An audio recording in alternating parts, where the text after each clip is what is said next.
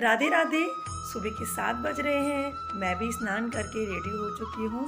अब लड्डू गोपाल जी के उठने की बारी है। अब उनको उठाया जाएगा, फिर उनको स्नान कराया जाएगा।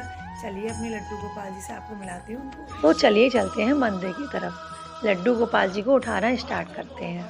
देखो लड्डू गोपाल जी को ना बड़े प्यार से उठाना चाहिए, बड़े प्रेम से, क्योंकि ये छोटे से बच्चे होते हैं ना, तो इनको प्रेम से ही जगाना चाहिए। मैं तो इनके लिए लोरी गाती हूँ सुबह। जागो जागो मोहन मेरे जागो।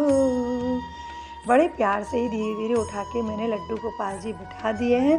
किशोरी और लड्डू को मैंने फिर उसके बाद में पिलाया जल, क्योंकि सुबह सुबह सबसे पहले मैं इनको पिलाती हूँ जल। फिर उसके बाद में अपनी लाला लाली के लिए लेके आई हूँ मैं दूध। कहते हैं ना सबसे पहले पेट पूजा होनी चाहिए, बाकी सब काम। तो लड्डू गोपाल जी को और लाला रानी को मैं पिलाती हूँ दूध, उसके बाद में मैं स्नान कराती हूँ। तो जब तक लाला और लाली ने पिया दूध, मैंने कहा चलो जब तक मैं सूर्यदेव को अर्घ दे देती हूँ, क्योंकि ये सबसे पहले सूर्यदेव भगवान को ही जल देना चाहिए। उसके बाद में वापस से चलते हैं मंदिर में, और ये मैंने तुलसी दल के साथ में ही जल लिया है। और जल को आप गुनगुना कर सकते हैं, क्योंकि अभी भी मौसम चेंज है बच्चों के हिसाब से। और ये है शंख। मैं शंख से ही लड्डू गोपाल जी को स्नान कराती हूँ। शास्त्रों में भी यही लिखा हुआ है कि शंख से भगवान जी को स्नान कराना चाहिए। और आप किसी खास मौके पर ही, जैसे कि पंचामृत का स्नान कराएं, आप रोज़ करा सकते हैं। मैं तो कभी कभी कराती हूँ। और देखो इनका नाम है गोपू। मैंने हमेशा नोटिस किया है, ये गोपू हमेशा सबसे पहले तैयार होना चाहते हैं, ना चाहते हुए भी अपने आप ही यही इनको ही मैं स्नान कराती हूँ। ये है हमारे प्यारे से कानू। पता है बच्चों को इनको तैयार करते, इनको स्नान कराते हुए, इनको इन साज श्रृंगार कराते हुए मुझे बहुत अच्छा लगता है। ऐसा लगता है सच्ची में, वाकई में लगता है कि अपने बच्चों को तैयार करा रहे हैं। कुछ लोग इसको ढोंग बोलते हैं, कहते हैं कि यार ये सब तो दिखावा है, क्या भगवान इसी से प्रसन्न होंगे? ऐसा कुछ नहीं है। मतलब जो सबको देते हैं, हम उनको क्या वस्त्र पहनाएं, हम उनके लिए क्या भोग लगाएं, ये सब कहने की बात है। एक भक्त ही दूसरे भक्त की फीलिंग समझता है।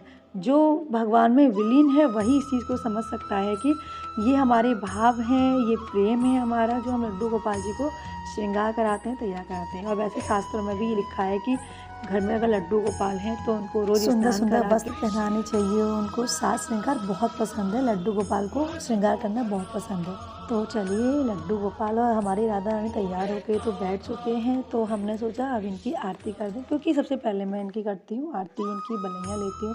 कहते हैं कि जब बच्चे तैयार होते हैं तो उनकी बलैयाँ उतारनी चाहिए, उन्हें किसी की नज़र ना लगे। तो घर में आप कोई सी भी सुबह आरती कर सकते हैं ईज़िली, जो आपको याद हो, पूरी अच्छे से याद हो। मुझे तो बांके बिहारी आरती बहुत अच्छी लगती है, मैं तो उसी आरती को गाती हूँ। एक कहते हैं घर में अगर आरती सुबह सुबह आरती होती है, पूजा होती है, तो घर में एक अलग ही एनर्जी आती है, अलग ही भाव होते हैं आपके। पूरा दिन आपका अच्छा जाता है। फिर लड्डू गोपाल जी को मैंने बिस्किट खिलाए, उनको भोग लगाया। और चोरी को और लड्डू को सुबह सुबह बिस्किट खाना बहुत पसंद है। तो उसके बाद में मैं जप करती हूँ थोड़ी देर के लिए।